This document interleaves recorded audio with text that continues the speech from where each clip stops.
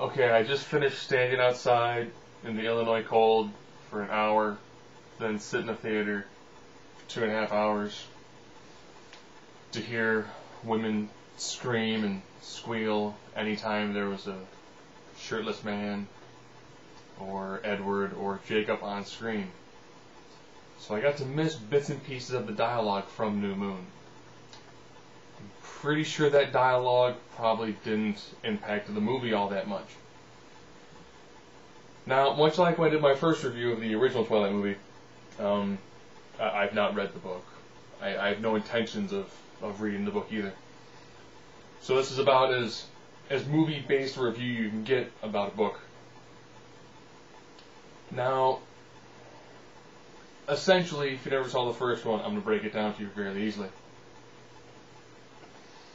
A girl gets transplanted into a new town in Seattle, and there's a vampire family there, and the male vampire, I guess, the younger looking male vampire takes a liking to her.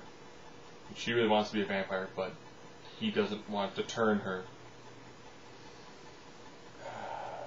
That's most of the premise for Twilight, the first one.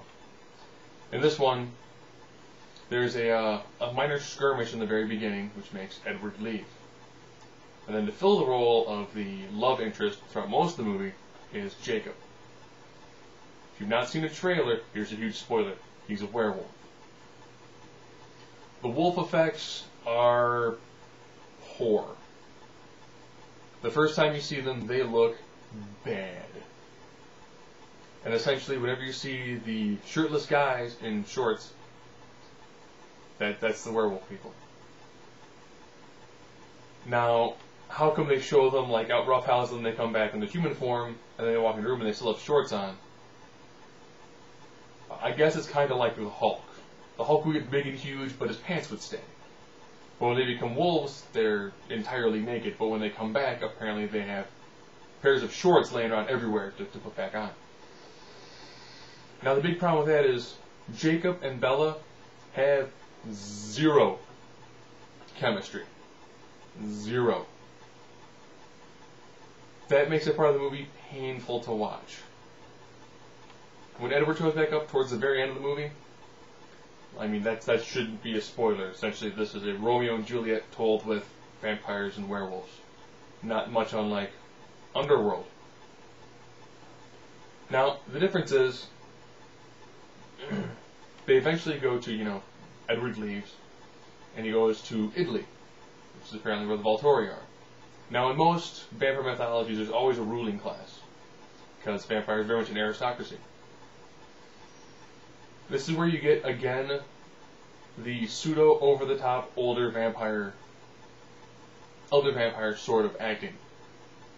Which, all in all, makes sense. You've seen other movies where you have vampire aristocracy. The older ones, who are the high-level, high-ranking, always have some sort of over-dramatic way of performing things. It's okay. Probably some of the best acting you see in this movie is ironically from Dakota Fanning. She plays kind of like a small female villain. Which made me think she would be an awesome villain in a movie. Even though she's in it for a short period of time, she comes off uber creepy, and she's a phenomenal actress, and she adds lots of depth to the character role for it only being on the screen maybe 2 minutes.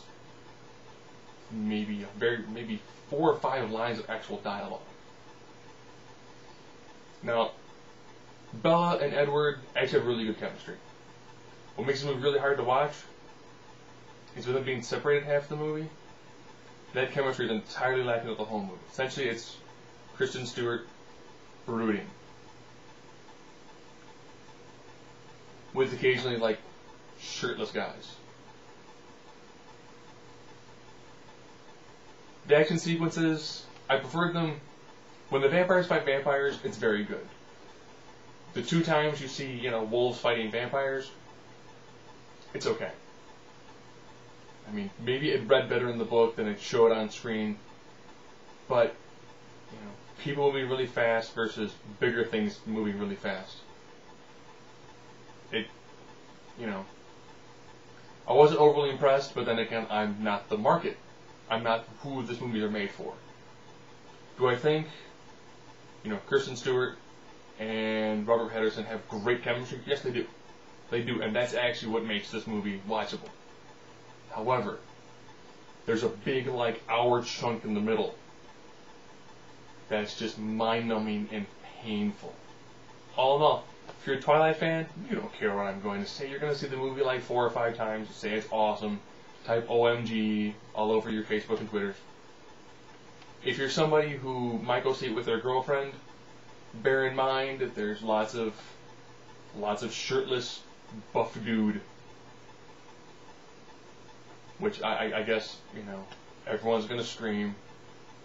Actually, the theater I was at, there's a dude who constantly screamed out, "Get some," a lot, and would scream when he saw dudes with their shirts off. But, takes all kinds.